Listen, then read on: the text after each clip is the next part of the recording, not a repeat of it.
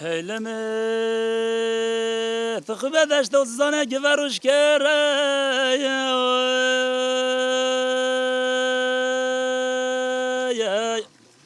هنده والا واری سور مالا خوی شوتی و داد باره فنافی تخاوتی به عرش خود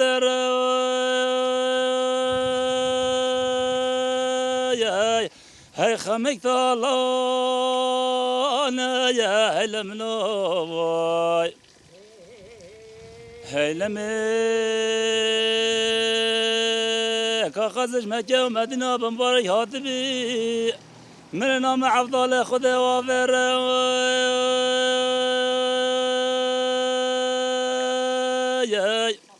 ولا قوم من حيفو مخابنا أزب من هاي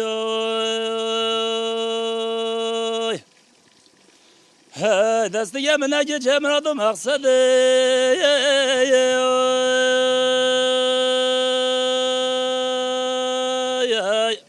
هنده بله بشتی معفضال خدا چاوه بله جو منش کره و خمک طالانه و هیل منو وای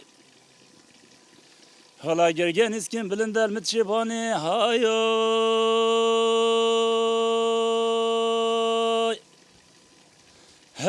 نقبات شلو کانی نداره شاشگیز بسر خوارانه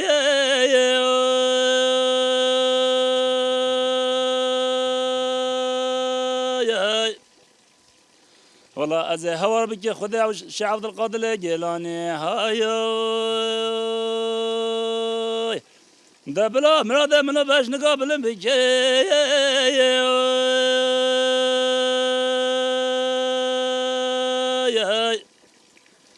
ده از بدوی تالانی تو خانه شیخ ملک ناویانی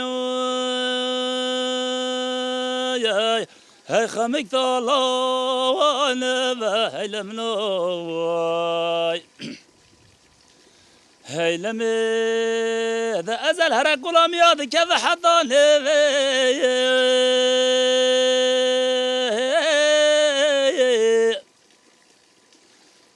ده والا والمخوش دادن جه شالی لو بلبلان والا دبار قبقبا که کبین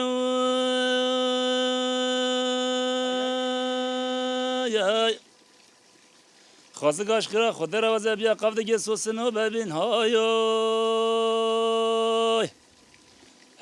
دوازه شلیل کتی بیا بنیا گور حیدر زرو زیوی